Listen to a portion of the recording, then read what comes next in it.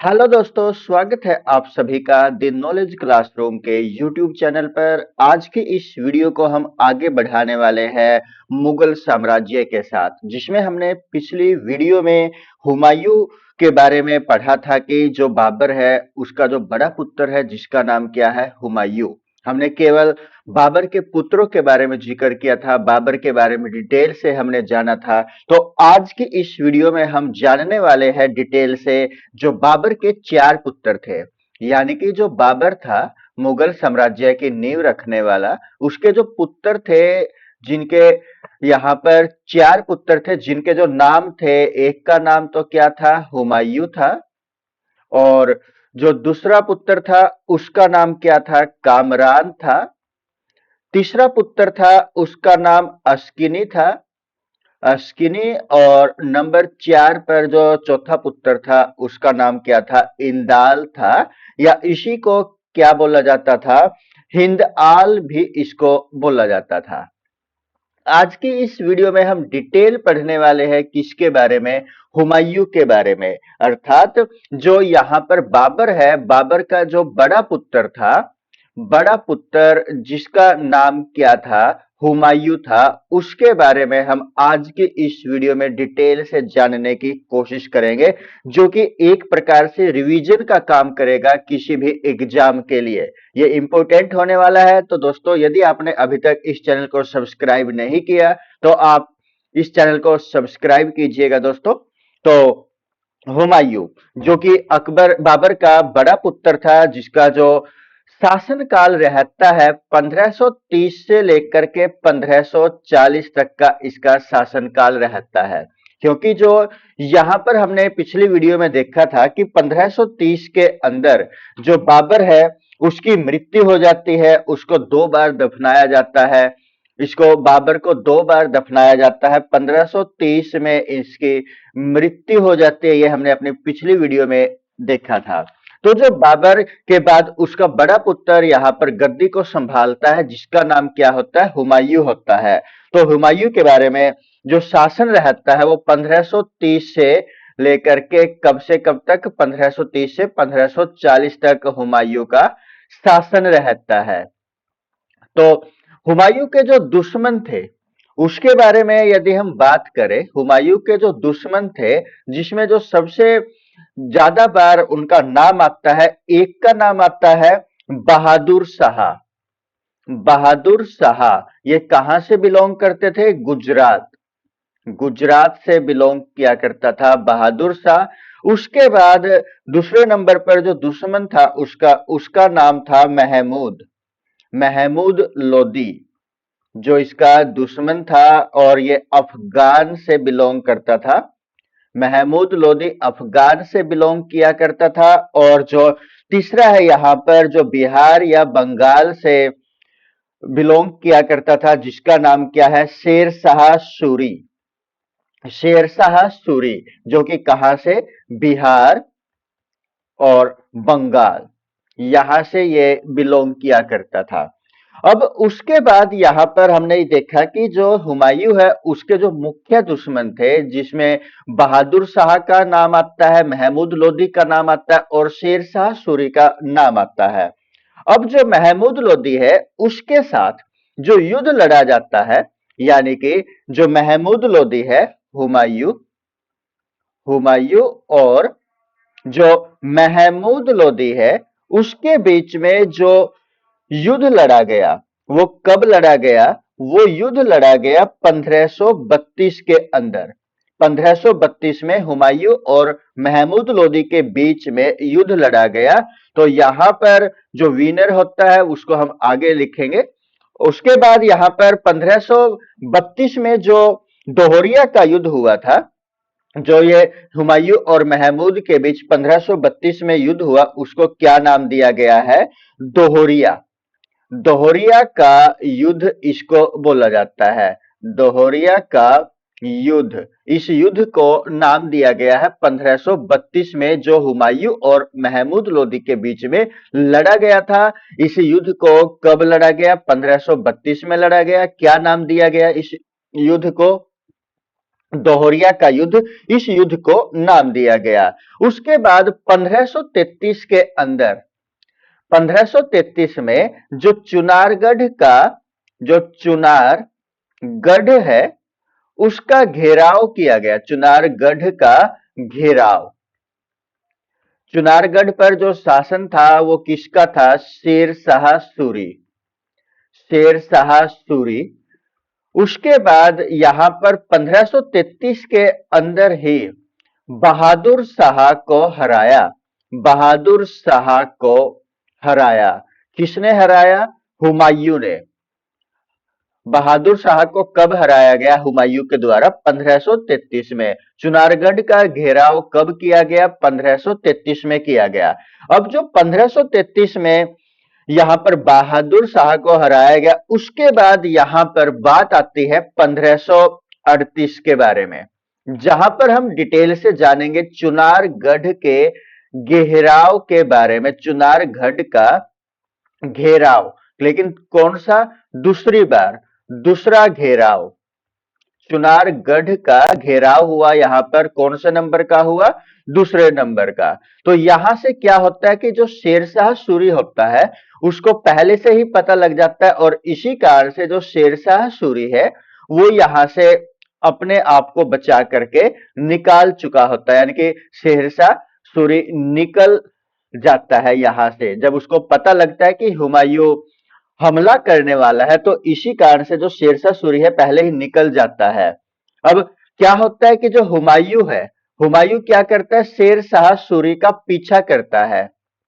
पीछा किया, किसने किया? हुमायूं ने किया।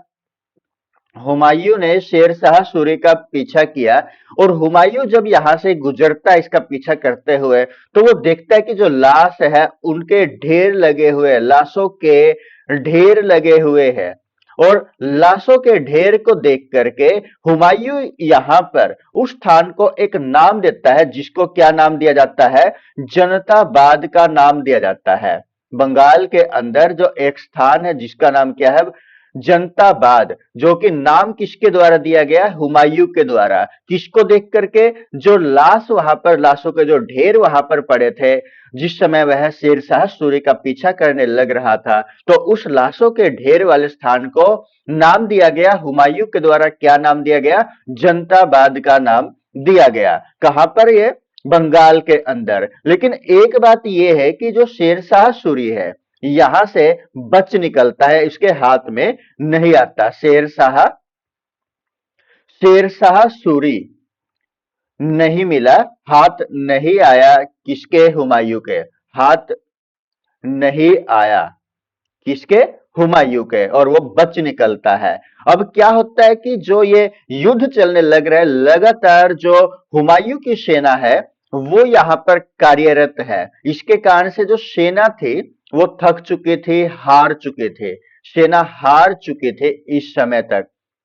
और उसके बाद जब यहां पर वापिस लौटते समय, वापिस लौटते समय अब जो हुमायूं है वो वापिस लौटने लग रहा था, जो यहां पर हुमायूं है वापिस लौटते समय क्या होता है? क्योंकि उसकी जो सेना है वो भी मुख्यतः रूप से थक चुकी थी, तो शेरशाह सूरी क्या करता है? शेरशाह सूरी दोबारा फिर आक्रमण कर देता है। यानी कि किस पर आक्रमण कर दिया शेरशाह सूरी ने? हुमायूं पर आक्रमण कर दिया, हुमायूं पर आक्रमण कर दिया। अब यहां पर जब हुमायूं क्या करता है? वापिस लौटता है, उसकी सेना हार चुकी थी, थक चुकी थी, तो शेरशाह सूरी ने उसके ऊपर दोबारा फिर क्या कर दिया? हुमायूं पर आक्रमण कर दिया।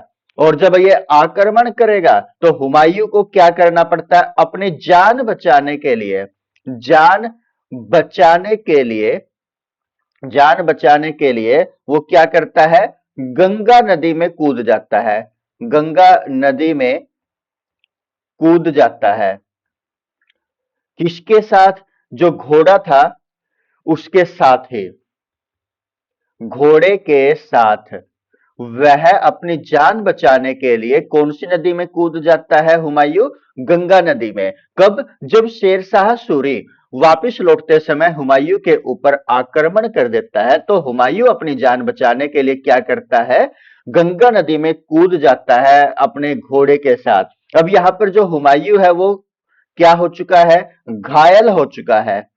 हुमायूं घायल हो चुका है और हुमायूं को जब ये घायल होता है तो वो मिलता है किसको, एक व्यक्ति है जिसका नाम क्या है, निजाम भिश्ती। निजाम भिश्ती एक व्यक्ति है, इंपॉर्टेंट है ये।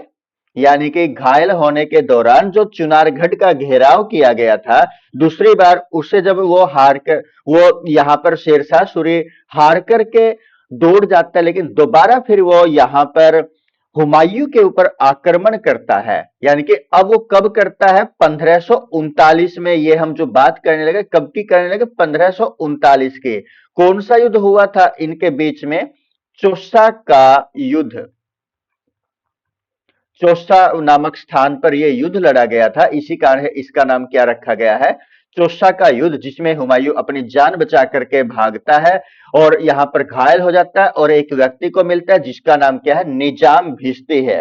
अब क्या होता है कि जब हुमायूं ठीक हो जाता है, किसने बचाया था उसको, निजाम भिश्ती ने। तो हुमायूं क्या करता है, इसको एक दिन का सम्राट बनाता है। ठीक होने पर एक दिन का सम्राट बनाता है।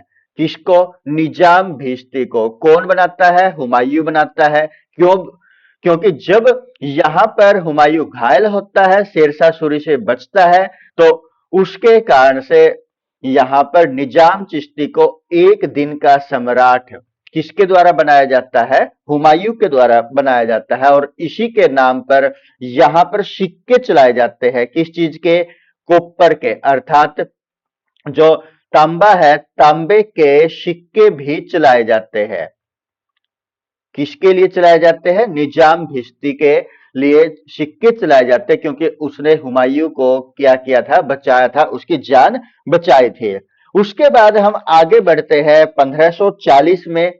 1540 में कन्नौज, कन्नौज बिलग्राम का युद्ध हुआ था।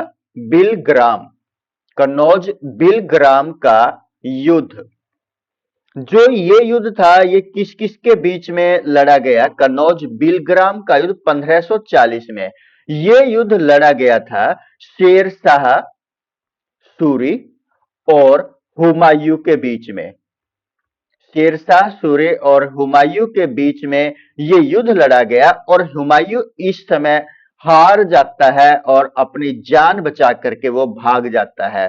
शेरशाह सूरी जो कि इस समय अपना शासन करता है कहां पर, आगरा और दिल्ली पर। आगरा व दिल्ली पर जो शासन है वो किसका होता है, ये होता है शेरशाह सूरी का। और भारत के अंदर अब एक नया वंश आता है, भारत में एक नए वंश की शुरुआत होती है। भारत में जो नया वंश है उसका नाम क्या है, सूरी वंश है। सूरी वंश की स्थापना भारत में यहां पर होती है। और दोबारा फिर भारत के अंदर 1555 में, 1555 में हुमायूं का शासन आता है और मुगल वंश दोबारा फिर भारत में उभरता है। तो यहां पर हुमायूं की हार होती है और वो अपने जान बचा करके, जान बचा करके भाग जाता है।